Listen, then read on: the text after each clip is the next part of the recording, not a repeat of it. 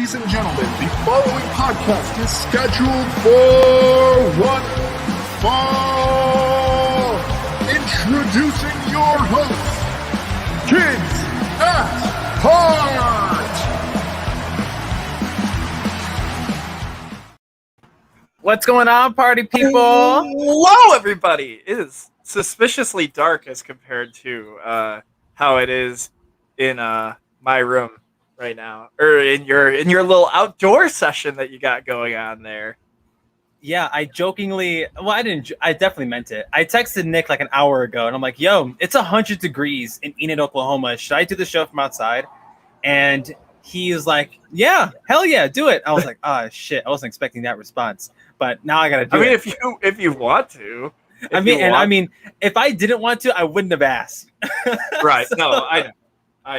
So we're here. I'm already sweating, dude, and we're 90 seconds into the show.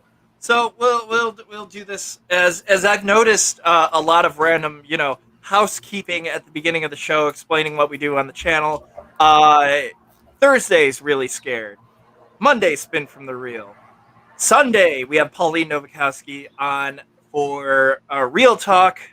She's a great filmmaker from around here. Fridays, obviously, we have Wrestle Reel. And I really only wanted to do this because tonight we have our favorite after show. We have Schmo Me the Reel, where we will ask the question, is Buck canceled? You mean my son is Caucasian? And that's the only reason you did it, is just so you could play that clip with context. Just so I could do that. I'll be honest, Chris, I was wondering what that meant in the thumbnail, and then Matt told me to watch the beginning of the episode, and I did, and wow, that was really funny, hilarious. But you have to watch Schmo Me the Reel to understand what I am referencing there. Yes. There's a lot. First of all, we'll find out tonight if Brandon Buck is canceled on Schmo Me the Reel shortly after the Schmodown pay-per-view later on tonight. But no, we have a lot of fun programming here. If you are not subscribed, please do so. We have a bunch of fun content, as Nick already mentioned. There's some more content coming soon on top of everything Nick had already mentioned. Some stuff that I may be doing because I don't do enough on the channel, right, Nick? I don't do enough. So I figured let me add one more thing. And we will announce that when the time comes. It's coming very, very soon. But Nick, Sorry. I'm coming. Yeah. So Nick, I want to ask you, bruh. Typically, we ask each other what we've watched in wrestling over the past week, but I kind of want to do a little dark match ski if you don't mind. That's fine. I didn't watch anything really. Well, I watched the top or every single Intercontinental Champion ranked from Cultaholic, which is what inspired our final segment for today. But right. Chris, go on.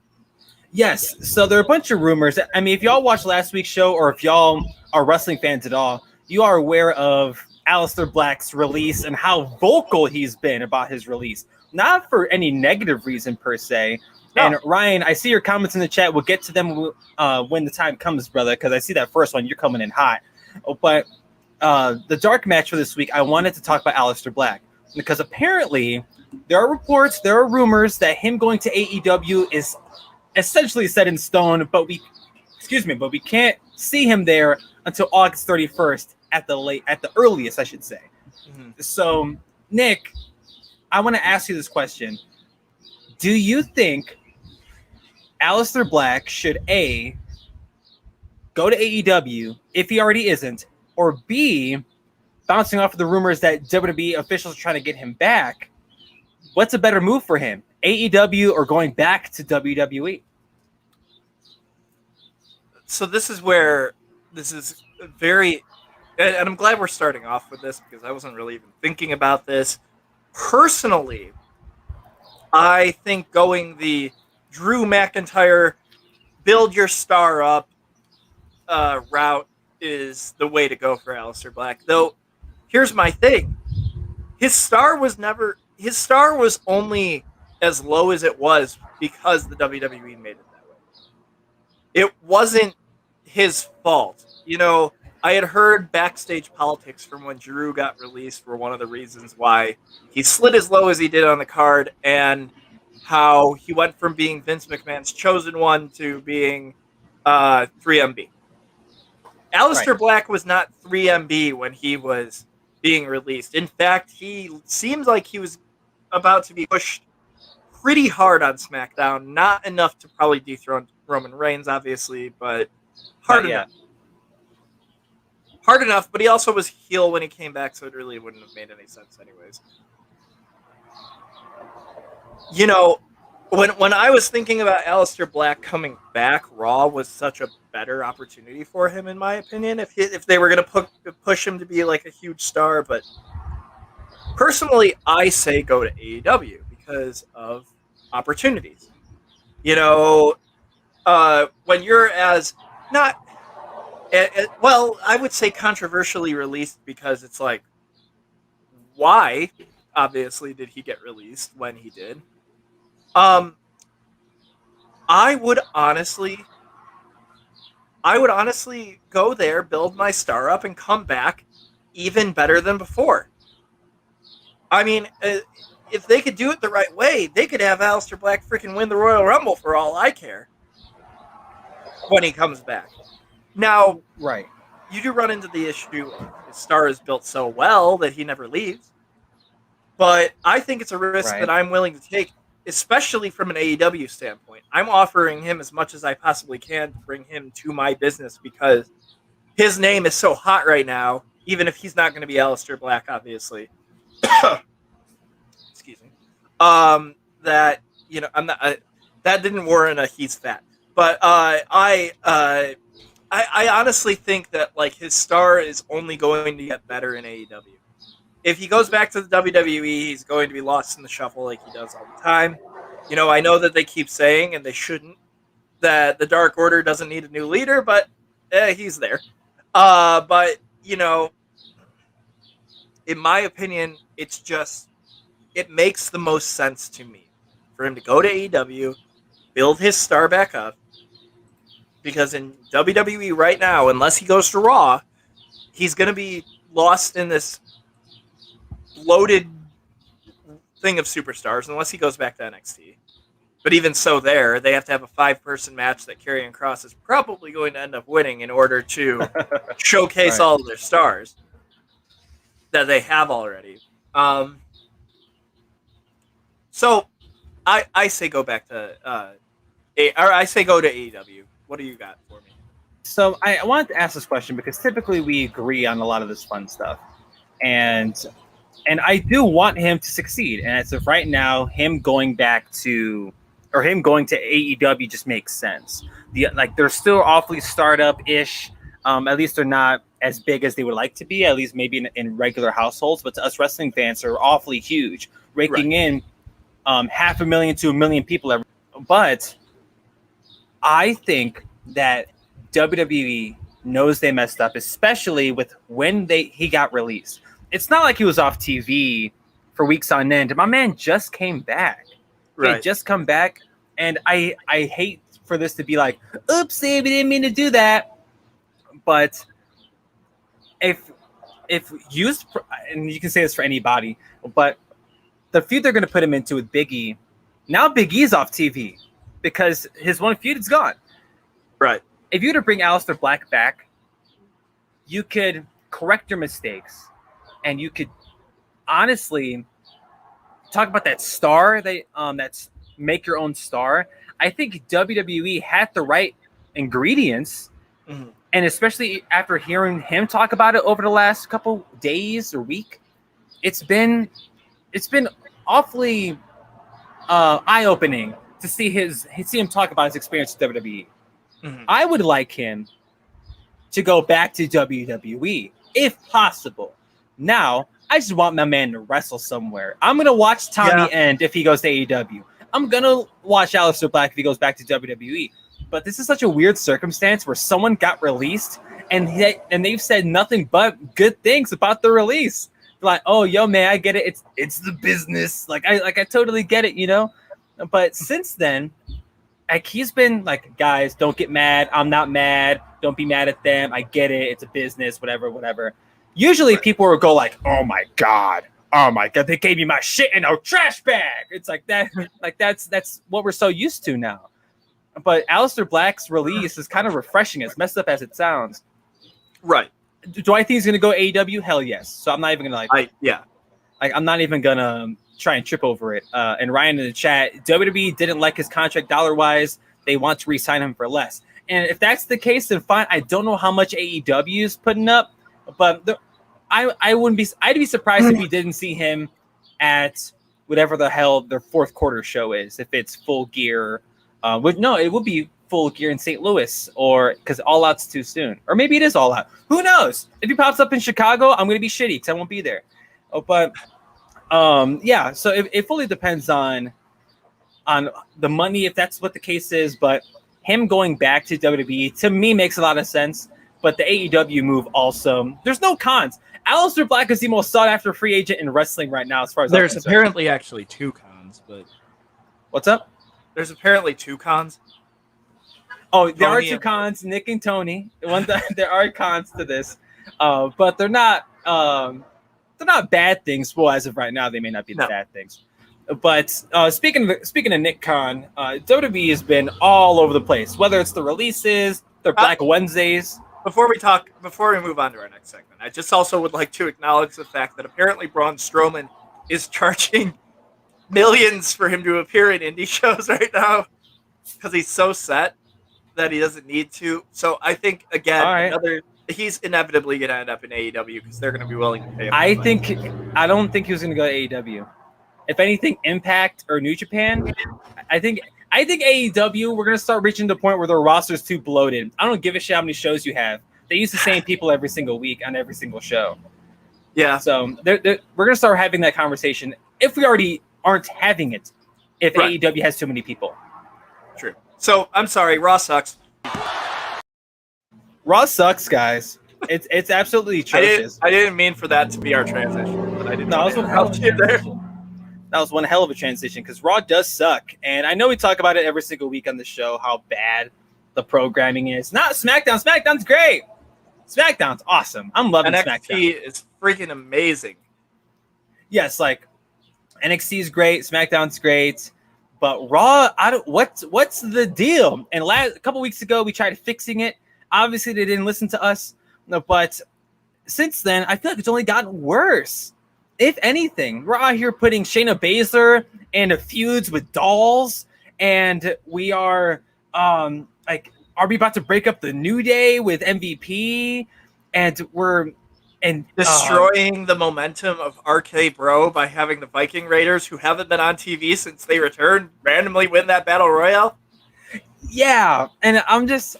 Which, by the way, I made a conspiracy theory to Chris that before this happened, that chances are great the Viking Raiders are going to win this match. They're going to get released by the WWE because they were having so much momentum going their way, and guess what? They won. So I'm a bit worried. If we see now, I wouldn't be opposed to seeing War Machine on run the Indies or go to AEW or something. That's a good conversation for a different day.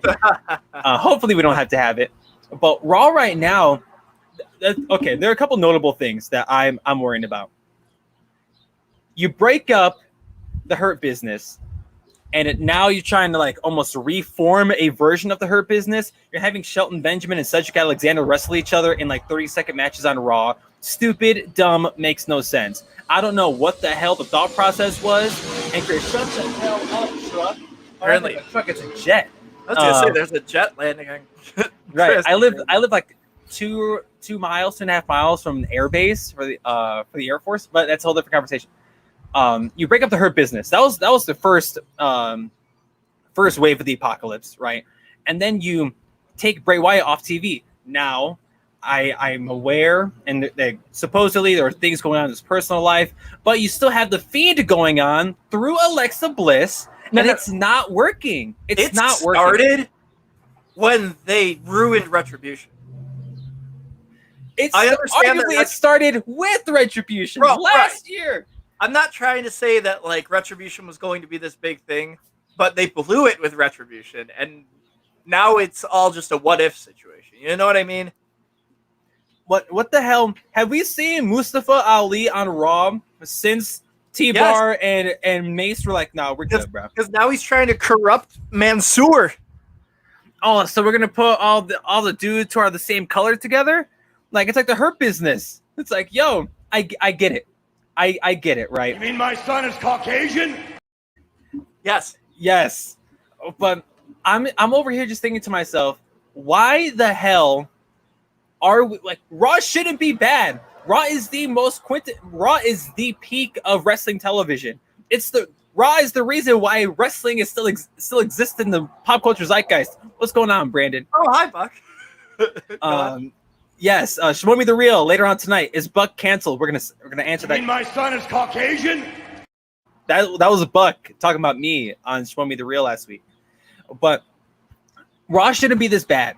Raw should not be grasping at 1.3 million viewers each week. Right. And and we'll get into other reasons why that's just so damning later on in the show. Actually, next segment. But still, it's like it just like so I guess let's break down last week a little bit here. Let's do it. Now, take for granted, I don't think either of us watched it live. Live, no. I didn't watch it live. Show Me the Money. Spin from the Reel is Spin from the Reel, whatever. There's so many of these damn shows. Just kidding. Spin from the Reel was going on during Raw, and I was doing something else. I don't remember. The final segment of Monday Night Raw shows Shayna Baszler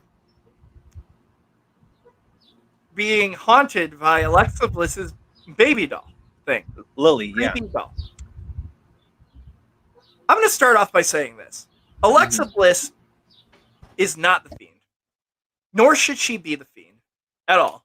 Nor should she have ruined the Fiend at all. Nor I'm just gonna make this comment right now. Alexa Bliss's character, ever since they turned her into this dark force, has been so inconsistent. Overall, it's not even funny. You debut her as being haunted by the Fiend. Great. We assumed it was coming. There was rumors of her being Sister Abigail at one point, potentially. Everybody's been Sister Abigail, Nick. You've been rumored to be Sister Abigail at one point. I'm not going to deny or confirm or deny that. So, you pair her up with the Fiend. She delivers on her segments on Firefly Funhouse. Then that's where things start to go downhill a little bit, right? You have her about to transform during the Royal Rumble match, but then be eliminated by, guess who else? Shayna Baszler. Which was already weird enough and just an odd segment. Then you have her facing against Asuka, and out of nowhere, the real Alexa Bliss pops up and says she's scared. Do we ever go anywhere from there? No. We never see this Alexa's actually in their-ness be brought up ever again. Then you have her in a weird feud with Randy Orton to bring back the Fiend. Then after that, let's talk about the most bizarre thing. Let's go to WrestleMania. When you have her basically end the Fiend, even though he's obviously going to come back at some point. But you have her dressing up as this weird Aleister Black-like, again, having us hypothesize that maybe he was behind this the entire time, like character that, again, the next night on Raw, it's not like she is this character again. You have her come out with this doll. It's just all been too inconsistent. Now, if they were going to have her be this Undertaker creepy-like character moving forward after the WrestleMania match, that would be fine.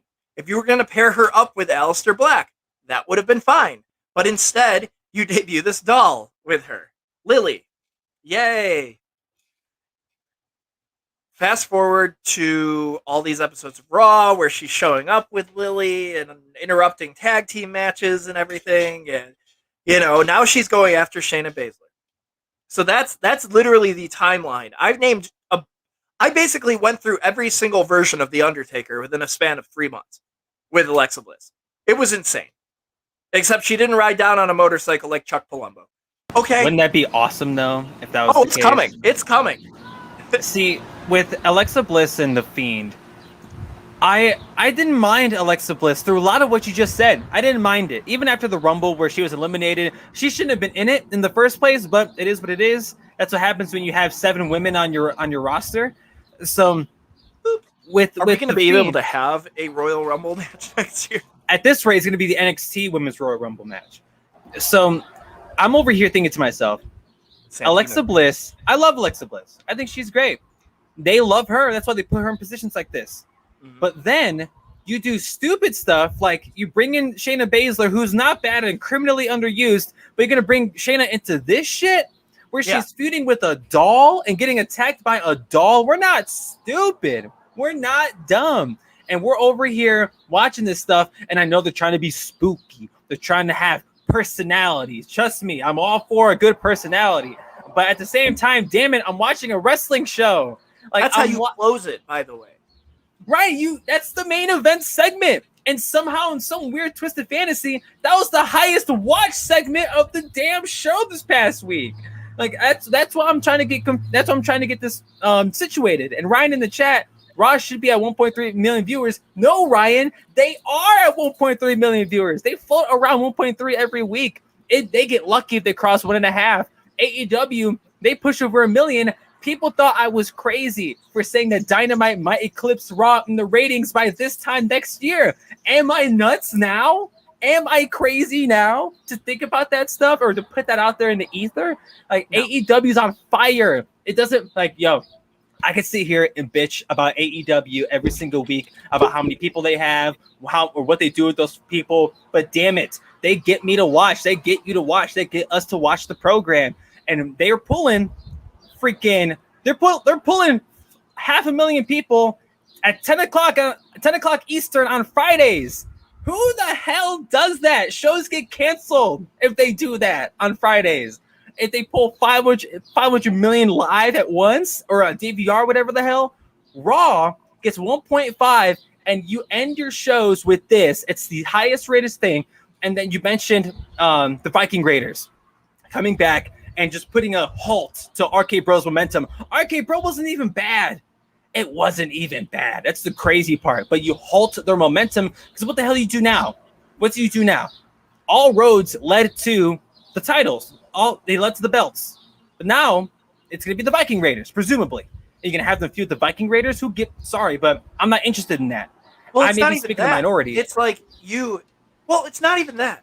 It's you bring them back against Cedric and Shelton Benjamin, right? And we're all like, oh my gosh, Eric and Ivar are back. By the way, I would already be turned off as a WWE fan if that episode of Monday Night Raw after WrestleMania, was my opening to the new season of Raw, was that shit show. Because there wasn't anything exciting. No fans after they had freaking most capacity at WrestleMania. It's just, to me personally, they need to get out of the Thunderdome, clearly. Because the fans being back will hopefully steer this show in the right direction, right? But they're probably not going to have great attendance right now because they're not very good. But here's the thing with the Viking Raiders, is if I gave a shit about the Viking Raiders, I wouldn't care if they had won that match. You know what would be crazy? You know what would be crazy, Chris? If 2 tag teams on Raw had good momentum going for them as opposed to RK Bro. Right? You're nuts. You are crazy as hell. And now we're supposed to believe that the Viking Raiders have good momentum going for them when they don't. They don't. They won one match, and then they were never seen again until this tag team match. It's so stupid. So, and I know Jeremy Miller in the chat saying that RK Bro is the best thing on Raw right now. They are one of the better things on Raw, but not when you treat them like this. Like, I get why you have the Viking Raiders win that, because they're fresh off of injury or whatever the hell, and they're back. People like the Viking Raiders. Shit, I like the Viking Raiders. But RK Bro, to your point, Jeremy, is one of the best things on Raw right now. Title match until SummerSlam, so I got to wait for a B-level tag team for now.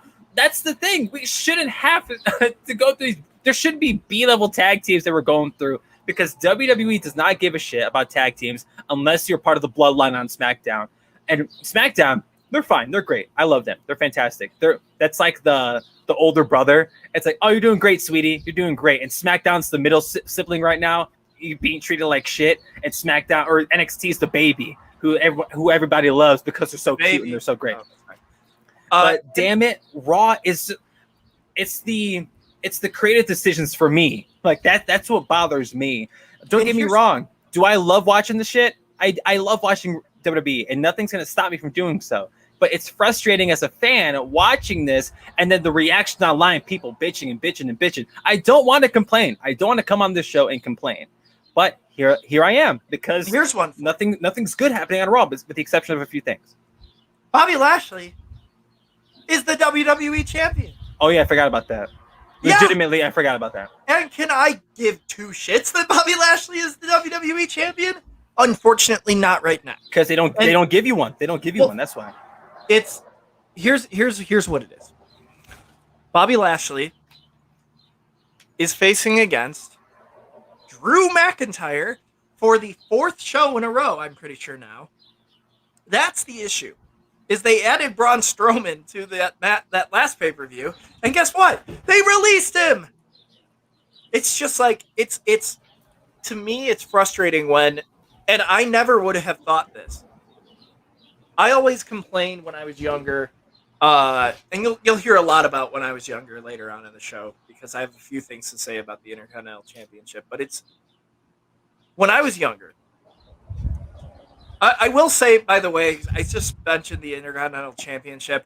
I do give somewhat of a shit about the U.S. Championship. Kind of.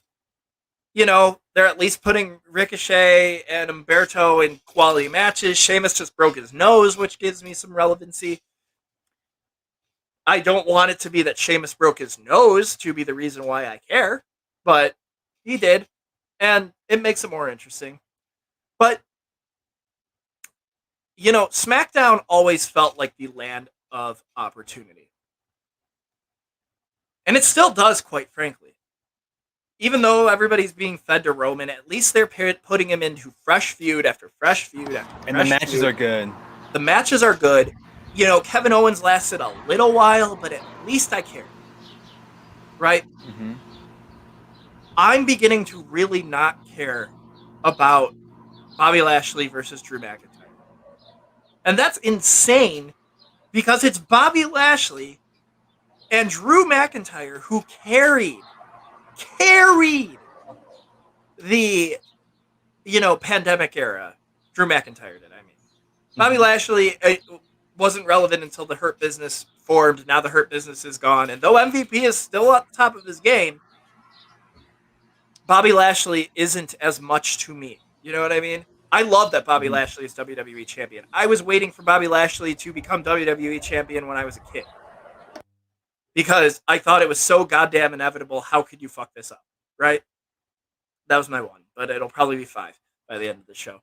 But, like, I do not care about this run. And maybe it's because I'm worried that Randy Orton is next in line for the WWE Championship. And it's just going to go full freaking circle over and over and over and over again. I don't see Kofi Kingston being a guy who could fare well against Bobby Lashley. It's just the unfortunate thing right now. You know what I mean? But I'm thinking about the Raw roster right now going, how is AJ Styles not in the WWE Championship picture right now? I understand that him and Omos are great. I love them together. I thought that the Talking Smack segment Raw Talk segment with them after the show was fantastic. And it's giving Omos a chance to shine. And I think that he's the future of this brand as well. Wow. But, oh my gosh, you have AJ freaking Styles and he's not even fighting for the WWE Championship right now? You had something going for you when you were having Sheamus and Drew McIntyre feuding, even though obviously I thought Bobby Lashley was coming. But then they squandered that. And now I don't care about Bobby Lashley. Miz was a throwaway champion. And now that Miz is gone, guess what? You can build a John Morrison. If they did John Morrison versus Sheamus again, my mind would be blown because I thought that was one of the best feuds at the time. It pushed Jomo to the freaking moon, and he finally became a contender for the WWE Championship. But Jeff Hardy is on Raw. Jeff Hardy, you want to know how you build your freaking boost your ratings? Jeff Hardy versus freaking Bobby Lashley. Feud with them together. Because everybody loves Jeff Hardy. It's just it is. It's incredibly frustrating. And as I just get, I got a notification from Bleacher Report. There's a strong belief Aleister Black will sign with AEW once his not complete clause expires. That's from the Wrestling Observer. Thank you, Dave Meltzer, if that was you. But Jeremy Miller brings up a great point. Kofi's style doesn't really fit a Hell in a Cell type match, but he deserves another title shot.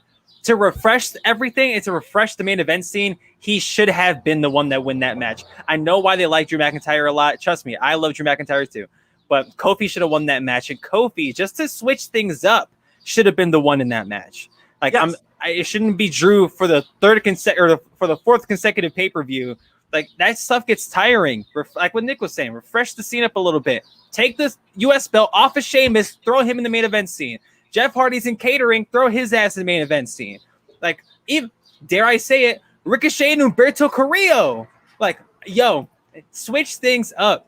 And that's what they're definitely switching things up, but they're using the same people over and over and over again and thinking that, oh, let's just put these same people in different scenarios. It's going to work this time, right? No, it's not. And when you have the same thing every single week, every single segment on Raw, you're telling me that the New Day are relegated to B players in anything? And I know my personal bias towards the New Day aside, they're one of the most entertaining acts in WWE right now, regardless of brand. Mm-hmm. And the women's division's lacking. And after the releases, they're definitely lacking now. You need something to refresh the product. Put new people in the main event scene. Call up some folks from NXT. Finn Balor, brother, it's your time to shine. Karrion Kross, I know you're the champ now, but Lord Jesus, Raw needs you like a mofo. Like there are a lot of different things you can. Io Shirai, come on, Io, go to Raw. There are different. You need to fill that 3 hours. 2 hours. Raw needed Adam Cole. Raw needs something new.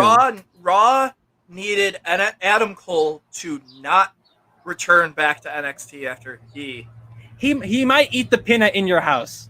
And then he's on Monday the next night. Like, that's the thing. It's like Raw needed something. Raw needs the Fiend. Raw needs the Fiend. I think the Fiend is not the Fiend by himself can't do it anymore. Like especially with how if we're gonna go back to the Alexa Bliss stuff, then nah, like that's not gonna cut it for me.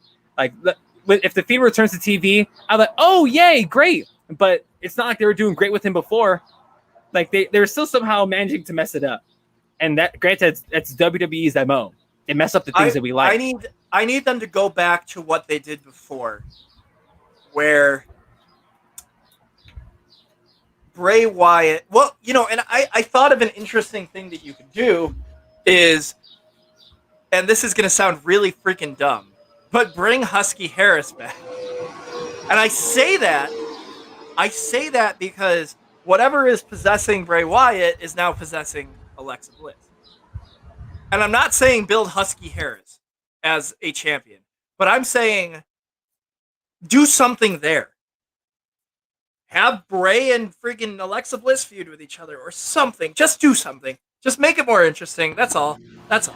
There are lots of the Fiend.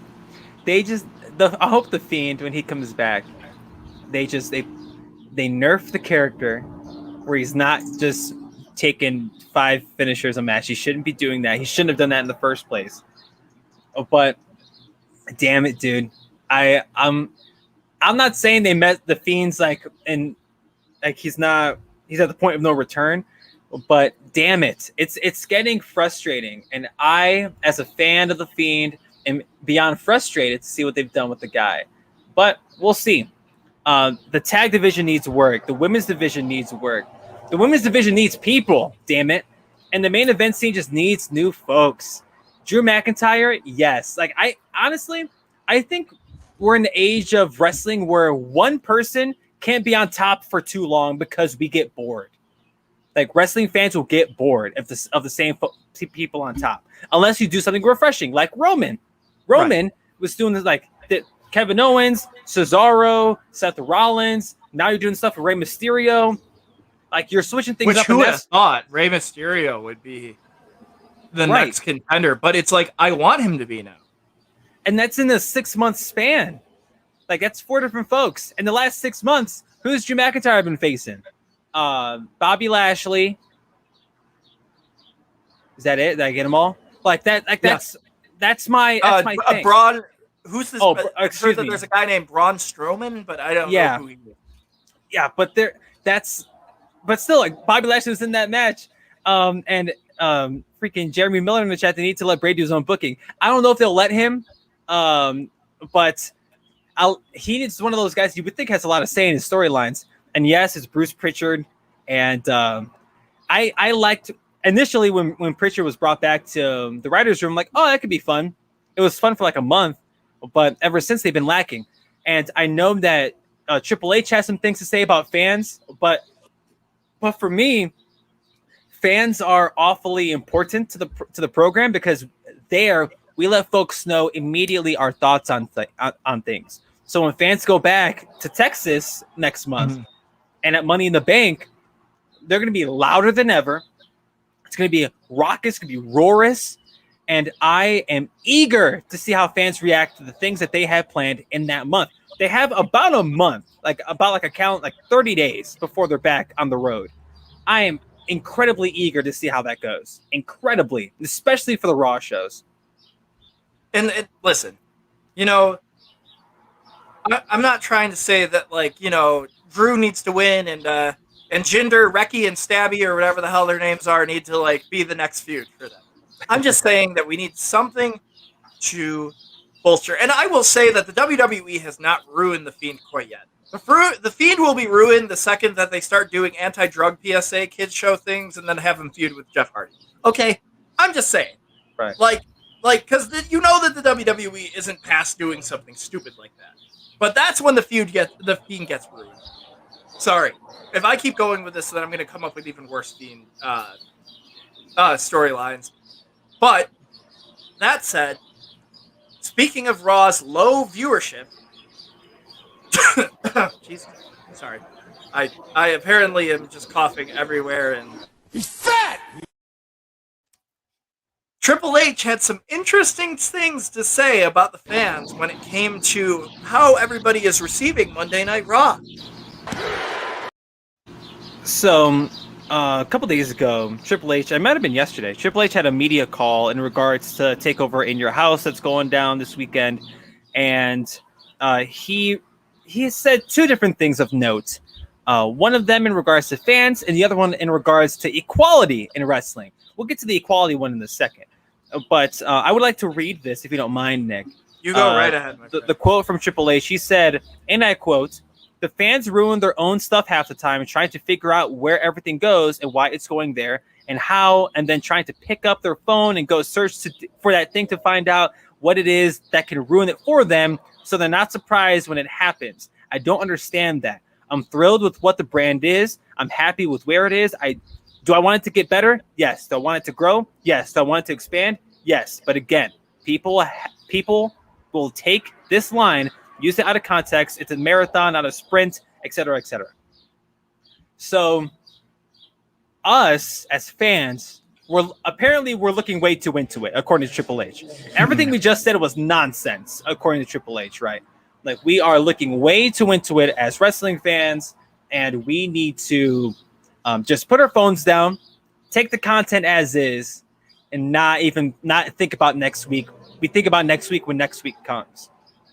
Well, okay. So Triple H, when you freaking debut fake Aleister Black over here, that's when we're going to start to get really freaking mad. That's nuts. But it's so.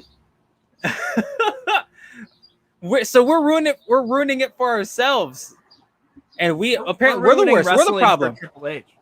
We're the problem, Nick. Like, obviously, we are the problem over here. Oh, it hasn't been the first time that I've been told that. Whatever.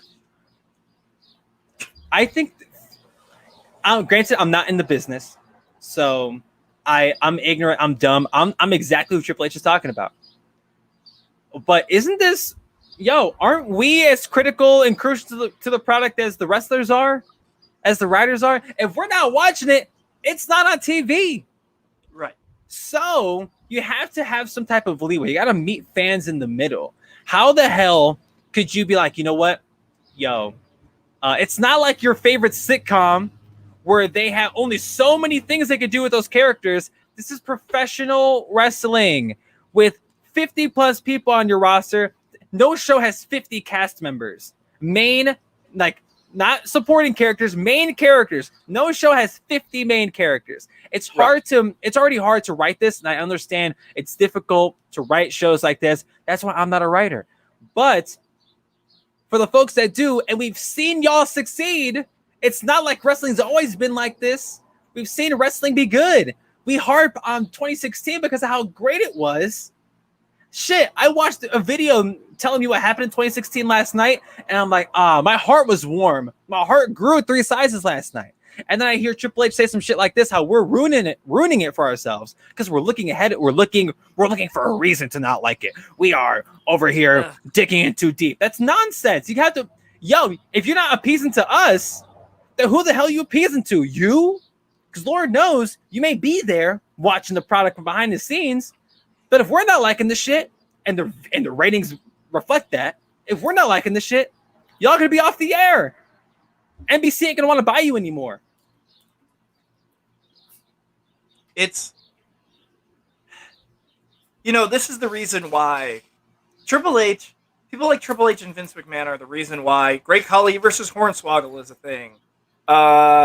Vince's Stooges in an evening gown match are a thing. Because they do what they think they want to see. Not what the fans want to see. Because it's not like we're the ones steering the shit. And I'm not trying to say that, we need to be the driving force of every single Monday Night Raw. Every single Raw needs to be fucking Taboo Tuesday, and we need to vote online as to what we want to see. That would be stupid. Universe mode exists for a reason, people. That's where you could go and you could create your own WWE, who cares? But for Triple H to be saying that about Raw and to be putting forth such an incredible product in NXT, in my opinion, is what is so disappointing about this statement. Because he's clearly seeing what he is doing and what his brand that he runs is doing is working. Yet he is okay with the idea that Raw is such crap right now. And maybe he's just seeing it blindly because he's going, well, people like what I'm doing. Why don't they like what they're doing? I'm going to go grab a water bottle. No, you're fine. But I'm over here thinking to myself, like, the whole idea with fans is, especially now after we went a whole year, we went over a year, almost a year and a half with no fans present at these tapings or at these shows. So, to their benefit, they got no instant feedback. There wasn't a boo every time something bad happened or every time our favorite wrestlers didn't get over at a certain point in time. We didn't get those reactions until Twitter, because even the Thunderdome had some type of censorship with them. Producers were telling them what to do on these given shows. So I get so upset when I hear these comments from folks, and he may just be referring to NXT. And if he is, okay, great. Like, you know what? He obviously is really hands-on with NXT, but he has to reflect the thoughts of the company as a whole, because that's who he's representing. It's not just NXT. NXT it may be viewed as a third brand when it wants to, but for the most part, it's still viewed as developmental. And Triple H is a guy that you would send out there. He has a bigger position within WWE. He's reflecting those thoughts or he's reflecting these thoughts from the company within. And like what Nick said, like Vince and people like to give Vince shit all the time. but we forget that Vince is also the man behind a lot of the great things in wrestling. So let's also keep that in mind as well. But yeah, it's bigger than bra and panties matches or Vince wrestling God, like things that they probably thought were such great ideas at the time. And we look back in hindsight and we're like, oh my God, it's awful. And you can't do bra and panties matches now because no one wants them, but Lord knows you can't do them now. Right. And now you're over here, you're trying your best to give the best product, and I understand that. But because I know how good Raw can be, how good SmackDown can be, how good NXT can be, the bar is set. And if we don't even see you trying to get back to that, of course we're going to react. Of course we're going to come on shows like this and fantasy book because, it's a two-way street. Right. And for wrestling, our voices are more vocal than our favorite shows. Like there are rare cases, especially recently, where shows get canceled and the fans revive it. Whether it's a Lucifer, a Brooklyn Nine-Nine, hopefully soon to be Zoe's Extraordinary Playlist. But we are pivotal to wrestling.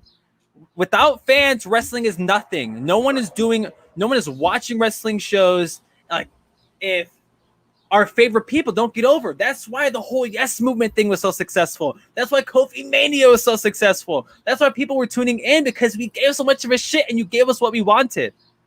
And that's from us looking into it. Right. Because we figured out that Kofi Kingston wasn't supposed to be in that Elimination Chamber. He wasn't supposed to be. But the second that we found out that he was, and he didn't win the damn thing, all of us were like, wouldn't that be fun? And we carried that torch in our back. The hashtag was put on damn t-shirts. WWE's their biggest successes are the people that we get over. All Zack of us Ryder. fans. Matt Cardona's out here wrestling at GCW, and he got punished for getting over himself. Yeah. He is infamously gotten punished for getting himself over. But look at guys like Cesaro. Look at guys like Daniel Bryan, Kofi Kingston, Cedric Alexander, Mustafa Ali. These guys are they're getting over because we like them. We like seeing them on TV. It's not. When we see folks like Cesaro, and it took him 10 years to get to this point, Crazy. and we're finally excited to see him in the main event scene, and he loses the way he did. Granted, the match is incredible, but damn, dude, it's frustrating. It's so frustrating, especially when people are telling us, higher ups, guys that are beloved in the industry, you tell us that it's our fault, that why we don't like the product, that we are ruining it for ourselves. I think that's so. I cannot disagree with that any more than I already do. What's up? That guy's truck's freaking huge. But the fans always like to feel, or the wrestlers and the personalities always end up feeling this way, though, is the issue. That, the fans, blah, blah, blah, the fans, blah, blah, blah. Seth Rollins was doing it, though it was kind of taken out of context. It's just, without us, there is no WWE. Who are you entertaining to? It's like when I'm at work and people are complaining about customers, and then I'm like, but without the customers, what is your job? It's like, right. And I complain about them, don't get me wrong, but at the same time, I'm just like... No one likes being criticized. No one likes being criticized. But you gotta be willing to take it. Right. Because if our whole chat right now, it was like, Nick, Chris, like the show's not good, y'all doing a bad job with the show, and then we get mad at them for voicing their opinion, even though that's our chat, the people watching our shows, how ungrateful and how closed-minded of a mindset is that? Right. To not listen to your audience, at least to some capacity, to switch things up for the better. It's bigger than wrestling. It's listening to your audience, the folks that are tuning in every single Monday, Tuesday, and Friday. Right. It's a disaster. And I really do hope that I hope that they see that it needs to get better and not continue to have Brother Love go and, ruin Monday Night Raw every week. It needs an overhaul. But that said, I do want to spotlight the second thing that he said, arguably the more controversial. And Nick and I, we talked about this earlier. Yeah, Nick and I, we're not women, and the two of us, we only represent so much, so we're not going to speak on their behalf by any means. But when the question of another all-women's event in the future was brought up to Triple H, he said, and I quote, haven't we already done them? It's a funny thing to me. So equality is equality. Equality is not, I want my own show. Equality is not, we have to have our own program. If I told you that I was making an all-men's program and I didn't want women on it, it'd be criticized. And I'm not saying that's right or wrong. I do think it's funny when people go, I want the best in the world regardless of contractual status. That's a whole different conversation. But Triple H, this man was like, oh, equality? What's that? It's like, yo, and I see what he's saying. I could not disagree with it more. It was a really bizarre way of going out about it, in my opinion. Like, I just like the whole thing was when you texted me this morning, because this wasn't even a part of our show, and then Triple H ran our mouth. That's what I was trying to explain to some people. Like, you know, a lot of the time when it comes to the planning for this show, it's kind of just whatever ends up happening. Because there's so much that goes on throughout the week when 7 days worth of wrestling basically happens. Right.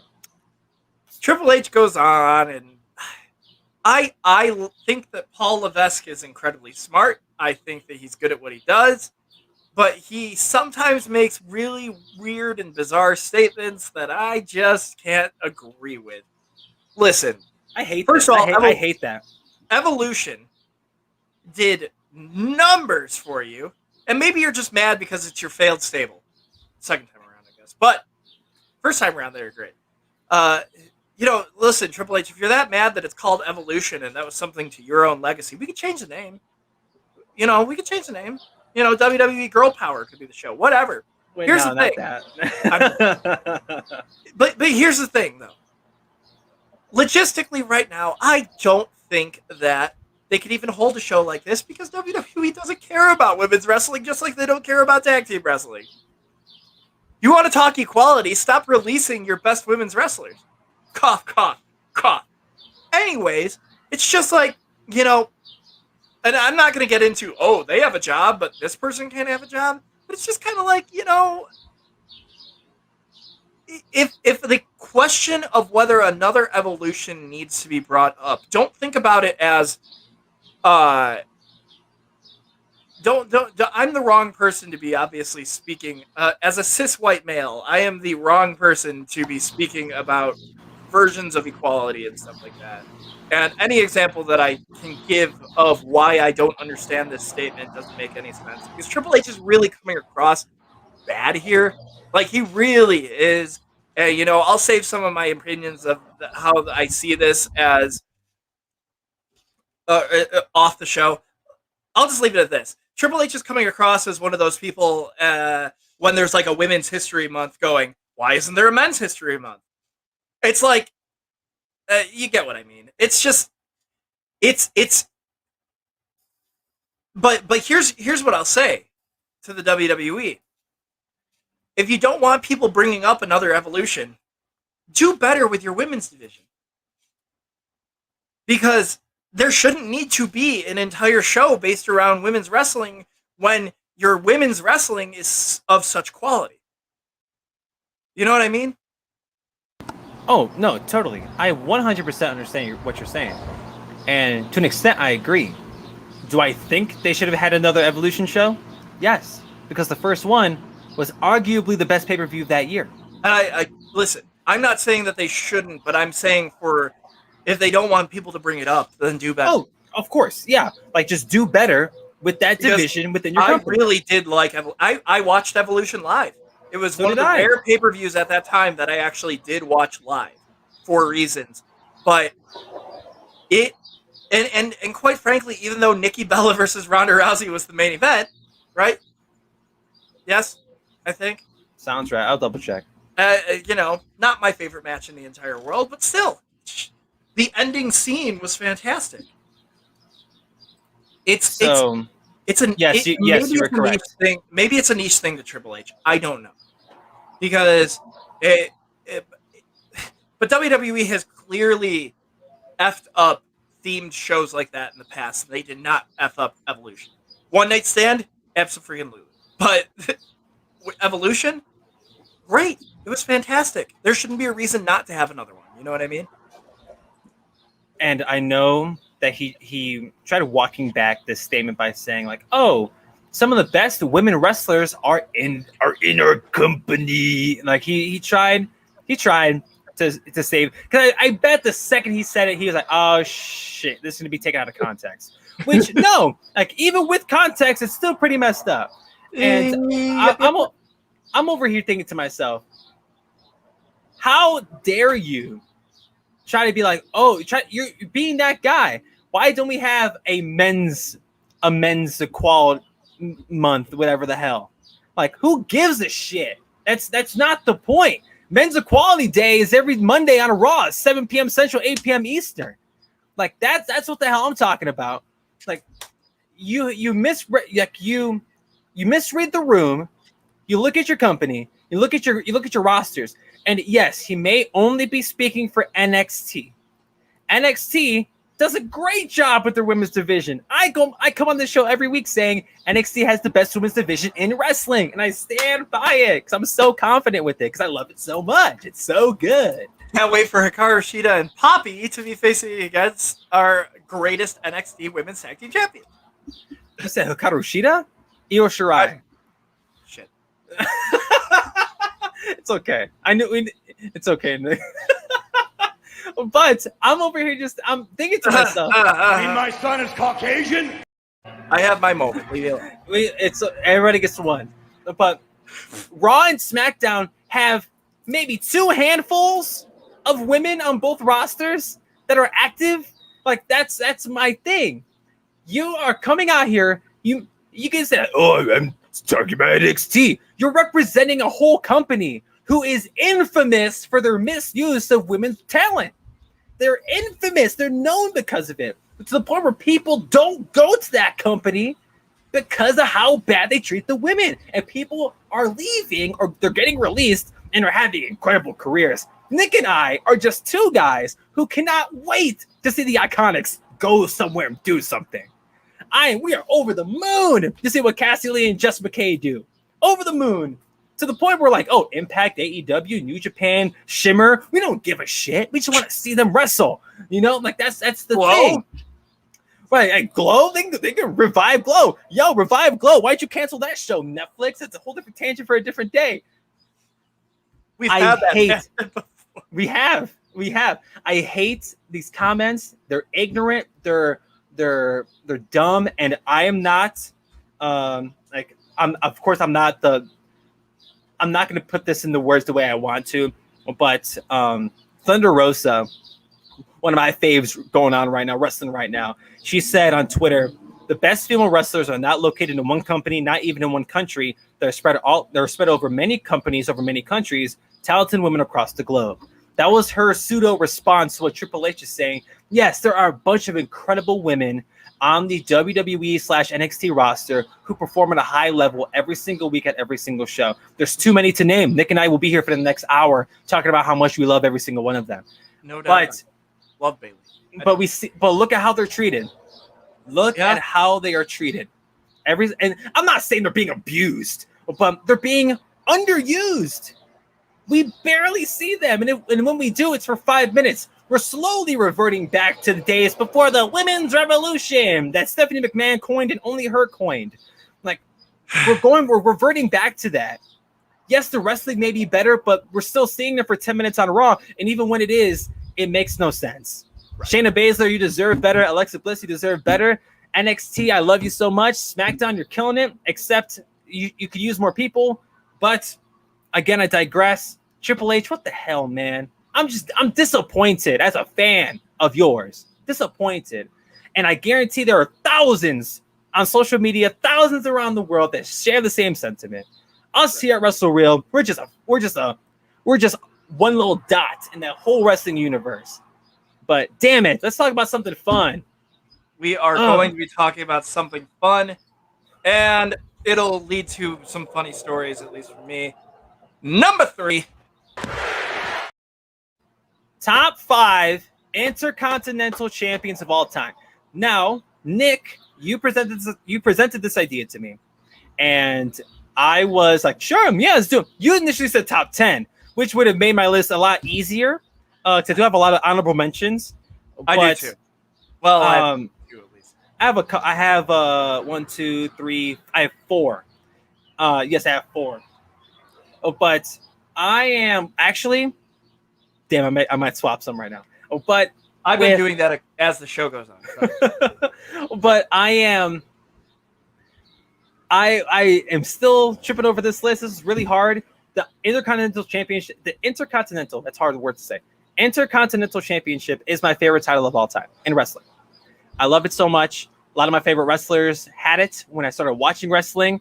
The one of the men that I will mention later on had it, and he was a big part into why I love wrestling now. So Nick, before we get our top 5s out of the way, I would love to hear your honorable mentions. First, let's reveal the list from some viewers. We have some viewer lists on here. Yes, we do. Ryan Christensen has said, oh, I clicked the wrong. It's terrible. Yes. Top 5 in order: The Miz, Mr. Perfect, Macho Man, Chris Jericho, and Honky Tonk Man. Honky Tonk Man at number 1, baby. I love that pick. For my boy Suge. Yes, Suge. there's a local radio show that this guy called Suge Knight, Suge Knight, and when he was reviewing the Straight Outta Compton movie, and that's just where I'm referencing that. So nobody will understand why I said Suge, but there's context. Bret Hart, Miz, Mr. Perfect, Shawn Michaels, and Razor Ramon. I'll admit I was a bit surprised about that list myself, because the greatest Intercontinental Champion, debatably, and we'll get into our list later on, is not even on that list. Now, few of my honorable mentions include, I'll admit that one of my honorable mentions was Mr. Perfect. It's hard. There's so many. That I will admit that my recency bias did kind of go out the window. Mm-hmm. But I will say Santino Marella was one of the most entertaining Intercontinental Champions of all time. Please tell me you're lying. For an honorable mention? I love the Honka Tonka meter. And, I'm kidding. I'm just saying that's more of a recency. Like I think it's stupid. No, this is your list. You can do whatever the hell you want with your list. Real honorable mention is Dolph Ziggler. Oh, good one. A person who, and admittedly, the other person in this I won't even mention because he's in my list. There's 2 people that really brought the Intercontinental Championship back to prominence, and I'll admit Cody Rhodes is one of them as well. He brought back the white stripe. We can't forget, or white strap. Version of the belt, which is the white stripe belt. Who brought the Intercontinental Championship with their feud back to prominence, and I'd like to shower love to Dolph Ziggler. When I was watching the Cultaholic one, I was kind of surprised as to how low he was in the context of things. I think he was top 20, but those are my 2 honorable mentions. What do you got for me, Chris? So literally, I'm switching up my list as we speak. Because I keep changing my mind. Mine's in my noggin. Okay, so I'm a man of many tastes, and I've been liking. I got into wrestling around about a decade ago, a little bit before, like around 2009 ish, and my list will probably reflect that. But I am starting off my honorable mentions with the first man to ever win the belt, and that's Pat Patterson. I feel like we cannot have a conversation about the IC belt without mentioning Pat Patterson by name. I believe he only held it one time, so yes, and he won a treacherous tournament, and no, he didn't. But yeah. He usually when we think of like the best, or I should say the first of all time, like no one ever talks about the first U.S. champ or the first cruiserweight champ, but Pat Patterson became so synonymous with the Royal Rumble and the IC belt. I had to at least mention him. Ultimate Warrior. This one was my 3 at one point. Ultimate Warrior was my 2 at one point. Like Ultimate Warrior, he bested Hulk Hogan, regardless of what you think of the finish, and he was one of the few top stars to have the belt for an extended period of time and to do something with it. I love Ultimate Warrior. Chyna, the first lady and the only lady as of right now to hold that belt. She was going to be my 5, but she wasn't, and I'm glad you mentioned her because I kind of forgot. No, and I had to because one of the people I'm going to talk about later had some time with the with Chyna. Well, how do we both not include him on our list? Go on. Exactly. Okay. Now, I think yes, Pedro Morales. Doing my research for this because. Yes, Nick, we're younger wrestling fans. I feel like we at least have to show love to folks that came before us, folks way before our time. And Pedro Morales, there are a ton. There are a ton of names you could have mentioned. But Pedro Morales is a man who carried that belt for a majority of, I believe it was the 1980s. And it was through multiple different companies. And I know he wrestled for NWA at one point. But if you have 2 separate reigns for a combined 600 days, like that's awfully impressive, and I at least have to mention that before we go any further. And yes, I'm so glad you mentioned Dolph Ziggler. Shug mentioned Razor Ramon. That's another one I wanted to add. Shawn Michaels. That's another honorable mention for me. But whoa, Shawn Michaels is an honorable mention for Chris Anthony Lopez. I know. I'm the worst. I'm awful. But I needed spots. And the 5 I chose, those I'm sticking to them. I'm sticking to it. So are we going one at a time, or we'll alternate? We'll alternate. All right. Do you want to go first? Yes, I'll happily go first. My number 5 is Mr. Perfect. Okay. Mr. Perfect is a man who never held the World Championship. One of the few men in wrestling history where we're thinking to ourselves, "Damn, why did they never win the belt? The big belt, right?" And Mr. Perfect, may he rest in peace. He had some incredible IC title runs towards the end of his career that really stapled his career as the man that he is and as the wrestler that he was. I wasn't watching wrestling at the time, but in reviewing his work and going back and watching Mr. Perfect, hearing a ton about Mr. Perfect, that as my love for wrestling has grown, I can't help but show love to Kurt Hennig in the situation and put Mr. Perfect at my 5. When I think of IC champions, I think of a lot of names, but Mr. Perfect is towards the top of that list, in my opinion. It was hard for me to leave him off my list, but my number 5 is one of your honorable mentions. Oh, hell. And that is Razor Ramon. Yeah, dude. A title that he is synonymous with the WWE, involved with some of the greatest ladder matches of all time. The first ladder match, by the way, was at least within the WWE. Yes, the first ladder match in WWE history, as far as we know. And I think the bad guy is one of the greatest Intercontinental Champions of all time. I think that he is a great heel. And it's hard for you to not think of that WrestleMania match with Shawn Michaels when it comes to the Intercontinental Championship. That is why he is my number 5. See, man, and Razor is a name that again it crossed my brain, and I had to make room for guys like number 4. If y'all watch this show every week, y'all already know how much I love this man.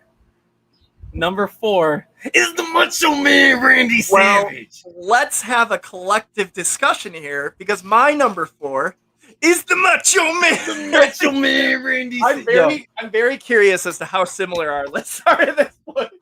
I mean, judging by your reaction to some of my honorable mentions, I think our top 3 may be a little bit different.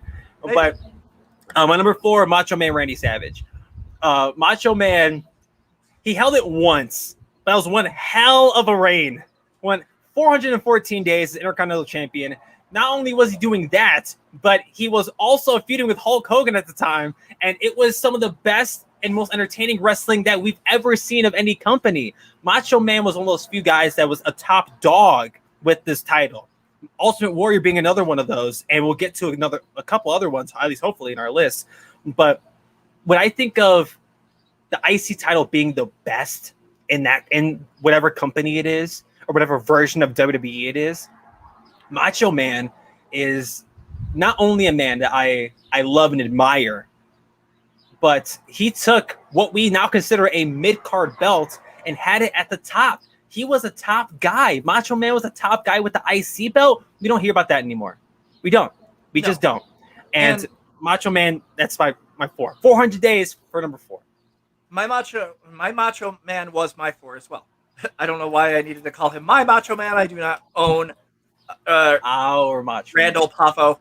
But admittedly, it took a little bit of research for me to really understand why Macho Man was the greatest Intercontinental Champion, or was one of the greatest, not the greatest. And by Cultaholic standards, spoiler alert, he is the greatest. They had him at 1. Woo! Very shocked to see that he was number 1, because at the time when I was watching this list, which admittedly I finished yesterday, so Randy Savage was a late entry to my list. The reason why I put the Intercontinental Championship to Randy Savage was the WrestleMania match with Ricky Steamboat. Yeah, that's what I remember most about his reign. Mm-hmm. So I didn't even realize how important it was when he was the Intercontinental Champion, but he held that belt with prestige. He was fantastic, and I really, really did like it. Do you want me to go with my 3 here, or do you want to do your 3 switching off? Although we were the same for number 4. Here, I'll give you my 3, just so we can keep the sake of the alternating.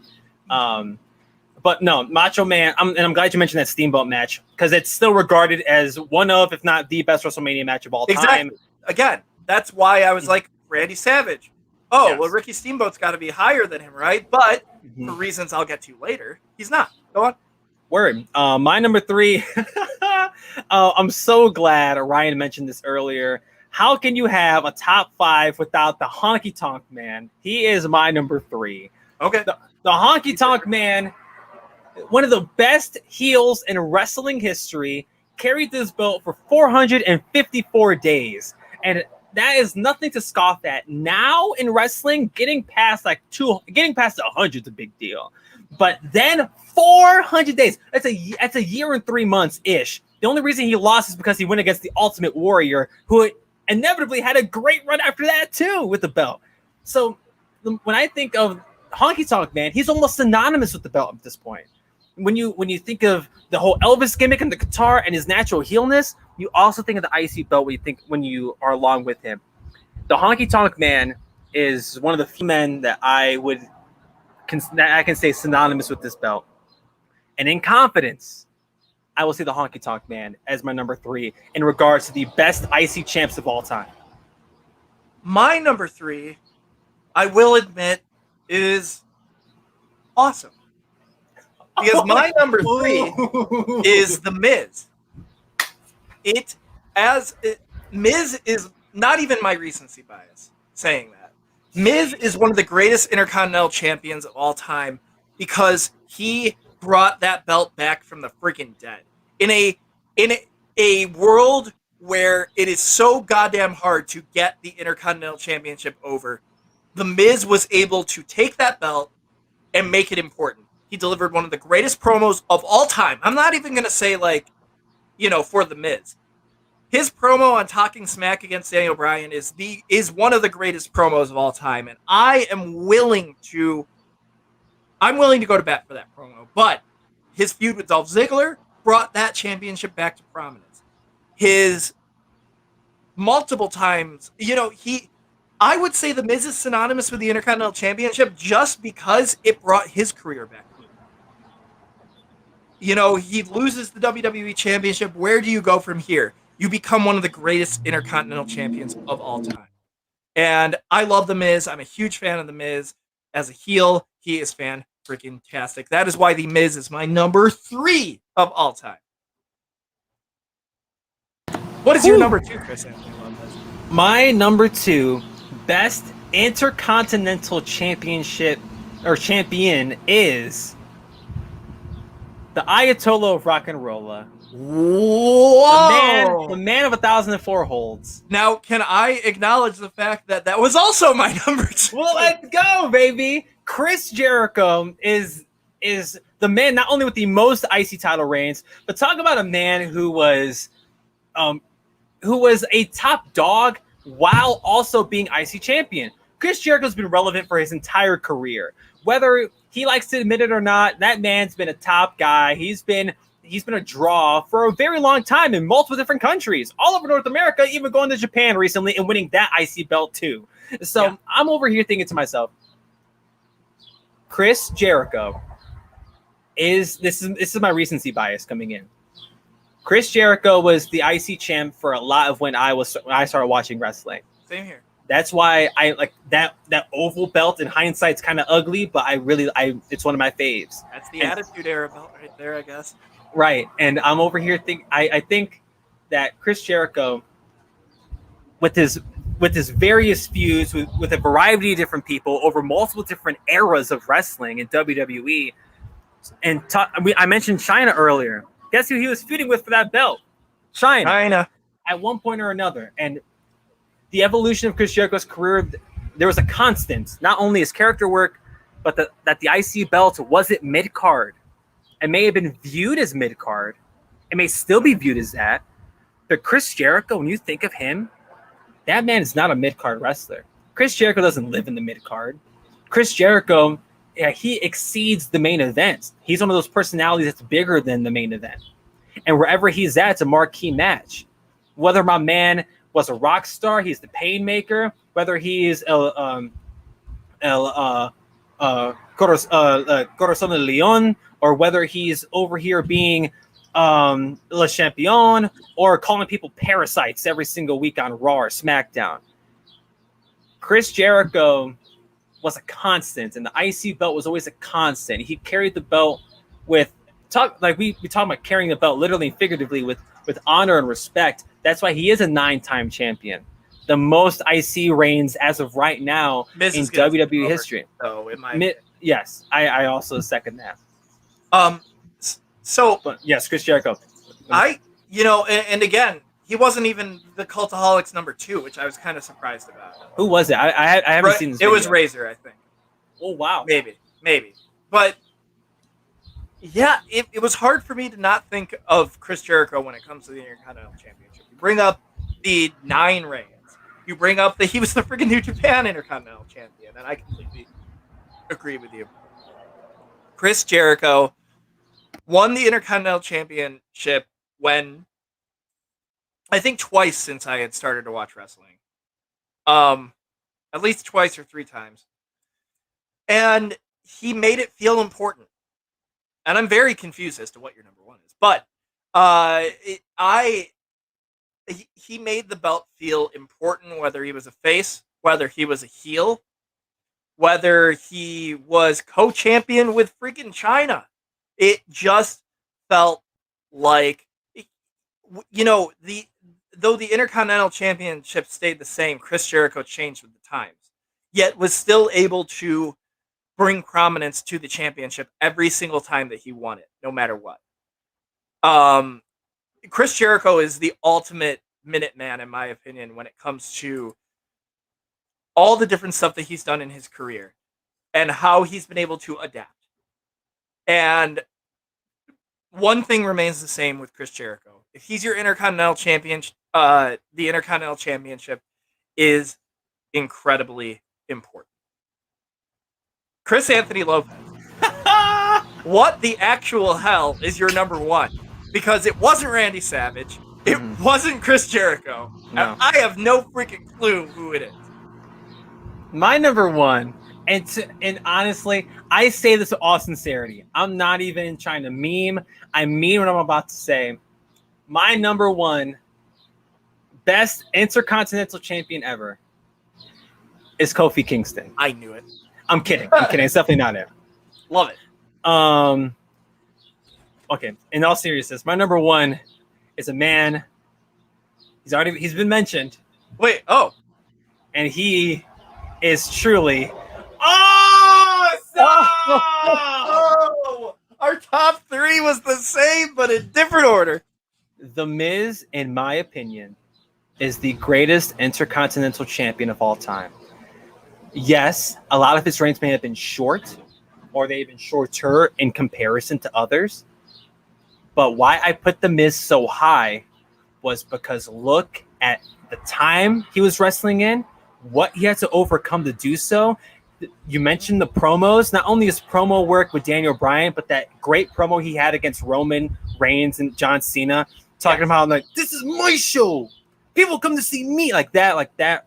He played that character so well, but it's bigger than the character. It's him. It's Mike Mizanin. And in an age of wrestling where the fans are incredibly influential, going back to the last comment for a minute, incredibly influential on the product, where it's incredibly hard to get something over. And this is the most difficult time to get anything over in wrestling. We see it all the time. And The Miz, when his career is said and done, he will be a double-digit Intercontinental Champion. Yes. And I am so confident in saying this. Yes, Ultimate Warrior, Macho Man Randy Savage, Honky Tonk Man, Pedro Morales, Mr. Perfect. They've all might have had longer reigns, but those eras of wrestling and who they are as wrestlers, they were always top dogs. Or even Honky Tonk Man, who was not a main event player, he was still one of the best characters they had. That's why he had the belt for almost 500 days. But then, look at The Miz's career. Constantly in the mid-card, overused or overlooked, underutilized, underused, but he brought back the Intercontinental Championship and made it mean some shit. We look at it now when it's on SmackDown, and it's like, yo, we like Big E and Apollo Crews feuding over that belt, or whoever the hell, right? When the belt was just squandering in the mid-card for a very, very long time, folks like The Miz, and I would credit The Miz straight up, brought it back into relevance. Yes, Cody Rhodes may have brought the white strap back, but The Miz carried that. He took the torch and ran with it. And arguably the hardest time in wrestling history to get something over. And where the fans are so relentless, he was a heel the whole time for the most part. Yeah. And he, when we look back at the 2010s, The Miz better be a name we acknowledge as someone who truly changed the game, and not only as a champion, as a wrestler, as a character too. Without The Miz, folks like Maxwell Jacob Friedman don't exist. Agreed. It's as simple as that. Sorry, I love MJF, but you can obviously tell my man probably grew up watching The Miz. We don't know. He probably hasn't even talked about The Miz at all, at least not publicly. But to me, the greatest Intercontinental Champion of all time is the eight-time IC champion, Mike The Miz Mizanin. I say that in confidence. But at one point, he was also my 4. So let's also keep that in mind. At one point, he was also my 2. I don't think he ever made it to number 1 because without question, and there's a lot of reasons, the greatest Intercontinental Champion of all time is the Honky Tonk Man. And I'll say it for a few reasons, but I'll start you off with a little story about my experience with the Honky Tonk Man. When I was growing up, I collected the wrestling figures after I had a lot of imagination growing up. And I collected the wrestling figures, and I never really had access to a computer. My first interaction with Honky Tonk Man was when he was brought back for Cyber Sunday, right? And, he wasn't in the greatest of shape, obviously, but I'm like, well, he's older. Clearly that's going to happen. I get the Honky Tonk Man figure growing up because my dad is a huge Elvis fan, and though he wasn't buying me all the wrestling figures in the world, he definitely was going to buy me the Honky Tonk Man. And he said, this guy is the number 1, the longest reigning Intercontinental Champion of all time. And I'm like, oh, that's interesting. He comes with his signature, Elvis singlet. And you could take the singlet off, and he has, his long pants on that say Honky Tonk Man. And at the time, I looked at his body shape as a wrestling figure and went, that's weird. He doesn't really have a lot of muscle and definition. Very thin arms, a less toned body, but it was skinnier. So I thought the Honky Tonk Man was a high-flying wrestler. And I booked him in feuds against RVD and all these things because I thought the dude could do a lion salt. Well, let me just tell you, he can't. And as I grew up, I grew to learn who the Honky Tonk Man actually was, and I grew to respect him even more. So that's my little funny limerick on the Honky Tonk Man. I thought he was a high flyer because, like I said, he had the body of freaking Colin Delaney as a wrestling figure, so I couldn't figure it out, to be honest. But he's the greatest Intercontinental Champion for multiple reasons. Sure, what we will always look at him at is he's the longest reigning Intercontinental Champion of all time. And in my opinion, that is a wrestling record that will never, ever be beat. Because we as fans are way too goddamn impatient, and the WWE doesn't really look at the belt as important as it was back then. But the Honky Tonk Man should be less known for that and just be known as one of the greatest heels of all time, one of the most intriguing wrestlers of all time, and he should be known as what Jinder Mahal or wrestlers like Jinder Mahal should have had their reigns go like. He never really won matches by pinfall. He won them by being the greatest tactical heel of all time. Being in the right place at the wrong time. He was in the right place at the right time. I will tell you. He won the championship. He was friends with Hulk Hogan, I'll be honest. And I hate to admit that I learned all this while watching Wrestling with Regret a couple of days ago. Cough, cough, Brian's ain't come on to our show. But he was friends with Hulk Hogan. He was put into an Intercontinental Championship match after Vince McMahon was mad at Ricky Steamboat because he wanted time off to be with his kid and his wife. God forbid. But if Ricky Steamboat did not want that time off, we would not have had one of the greatest heels of wrestling history. And let's be honest, as he is the longest reigning Intercontinental Champion of all time, he does not fit the bill of a professional wrestler. So I would even admit that in the WWE span of things, guys like Santino Marella, guys like even Daniel Bryan, who don't fit the typical WWE mold, should look to Honky Tonk Man and go, well, he did it, so why can't I?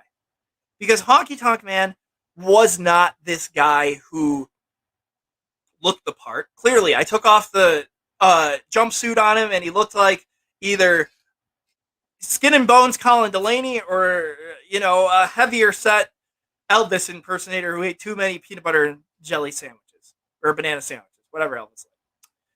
So, to me, the greatest Intercontinental Champion has nothing to do with how long he held the title for, though it influences why I think that he should be in this list as the number one. But he's one of the greatest conniving, sneaking, lying, cheating, stealing heels. I'm not gonna. I threw Eddie Guerrero's phrase into there, but honestly, the guy never won matches via pinfall, so clearly he was doing something. Right, and that is why the Honky Tonk Man is the Giant Baba Booey's greatest Intercontinental Champion of all time. I love how even the folks who put their lists in the chat had different lists. Ryan did agree with you, Honky Tonk Man being number one. This is very close to mine, honestly. Yeah, this is awfully close. There are a lot of, and I mean, Shugs was completely like he had Shawn Michaels, he had Bret Hart in there as well. I feel like you can't. It's all subjective, of course. Obviously, Nick and I gave our reasons why our number ones were our number ones and why our twos are twos and etc. But there's no definitive list. We all interpret best or greatest differently, and like my Miz comparison was totally reliant on what he's done while I've been watching wrestling. So that is, if that's not incredible recency bias, I don't know what the hell is. But as the wind does pick up here in the great state of Oklahoma, Nick, I want to offer you a different high spot of the week, essentially a second dark match, but still a high spot nonetheless. Let's get to that, Bubba.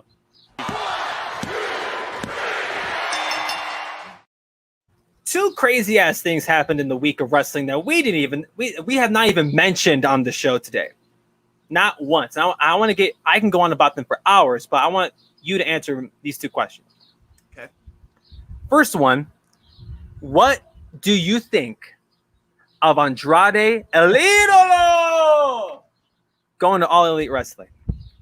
Greatest thing for his career. He's going to be fantastic there. He's going to be what WWE should have utilized him as. Sheesh. Him being with Vicky Guerrero is a great move. Great. I mean, it was stunning. It was surprising. I didn't know we'd get him this soon in the company. Makes me think he's going to beat Kenny Omega for that Triple A World Heavyweight Championship.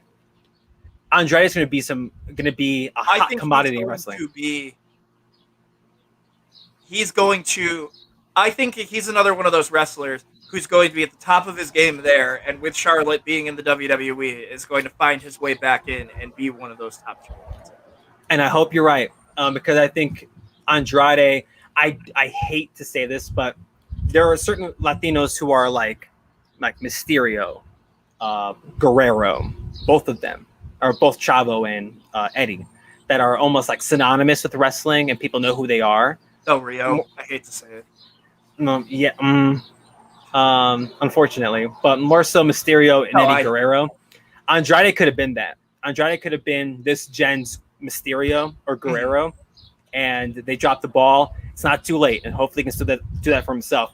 Speaking of All Elite Wrestling, because we cannot go a show without talking about AEW, at All Elite Wrestling Double or Nothing, we saw Lio Rush debut in AEW, and he was in the Battle Royal, and he was barely in it. But apparently, why he was barely in it was because he got hurt. And because he got hurt, he retired from professional wrestling. And Nick, just quick 2 cents on Lio Rush is his a real abrupt retirement. No matter what it was backstage with Lio Rush, I am one of the biggest Lio Rush fans of all time. Now, unless he had some form of a Rey Mysterio story, he was never going to be WWE champion in WWE. But anywhere else, Lio Rush ups your game. He's bringing cruiserweight championships to prominence in other brands. I was on the freaking show last week before this news came out saying, what if Lio Rush was the guy who beat Kenny Omega for the championship? That's how much I believe that Lio Rush has upped his game since he left the WWE. He's young. He's great on the mic. Too soon, I mean, I'm not trying to make it seem like he died or anything, but it's just too soon of an exit from wrestling. From what I understand, there were some people who were sounding off in the comments when it came to Twitter things that I had saw that had said that they had this injury and it had to be very serious for him to really be considering retiring. But to be with family and to understandably so why he retired. It is incredible. It's disappointing, and I say disappointing as a wrestling fan, not as I'm never going to see Lio Rush ever again, because he'll be involved with wrestling, I'm sure, in some way, shape, or form. The guy could be a color commentator for the rest of his life, for all we know. He's so good on the mic. I just, it's a wrestler that WWE dropped the ball on, clearly, and his stock was only rising as he went to an All Elite Wrestling, and I wish that it didn't have to be so soon that his career had to end. I echo all of your sentiments. He was incredibly underutilized in World Wrestling Entertainment. And when he showed up in Double or Nothing, and he got the incredibly hot reception from the fans there at Daily Plaza, or at Daily Place, I should say. It was appreciated as someone who was not there in Jacksonville, but as a fan of his. I thought the stuff he was doing with Bobby Lashley was the thing Bobby Lashley needed. Yes. And MVP kind of carried the torch for that when Lio Rush was released. And when he popped up at AEW, he was wrestling for AAA, hopefully New Japan and other companies like that. Yes, it's unfortunate. I do hope he sticks around and he doesn't just go away from wrestling. I find that hard to believe if he does. Right. But Lio Rush, man, holy God. For a man who I don't think he held too many belts in different promotions, but definitely a beloved figure. He was starting to. Folks love Lio Rush, and I hope he knows that. I truly hope he knows that. We do. But with all that being said, we love Lio Rush over here at Wrestle Reel. Yes. Nick, did we miss anything? Is there anything that we want to chat about before we bounced? As the sun sets here and over the plains in Oklahoma. I was gonna say, we got to make sure that Chris Anthony Lopez can see as he walks back in. No, I think this wind's picking up, baby. And the wind. No, I think that we covered everything here. As always, everybody, thank you so much for watching Wrestle Reel. We really appreciate you, and thank you so much for being a part of us, our show every week, especially at the beginning. Thank you so much, Suge and Ryan, for and happy Pride, Wild Boy Summer. Thank you, everybody, for sharing your top fives. We really appreciate that type of a response. That is incredible. And we love you guys so much. Thank you so much for watching. For the Intercontinental Anthony Lopez # Wild Boy Summer. Thank you guys. Giant Baba Booey here, Nick Mullebach, Wild Boy Summer. Thank you, everybody, for watching, and we will see you all next week. Give me a fucking mic! And that's the bottom line, 'cause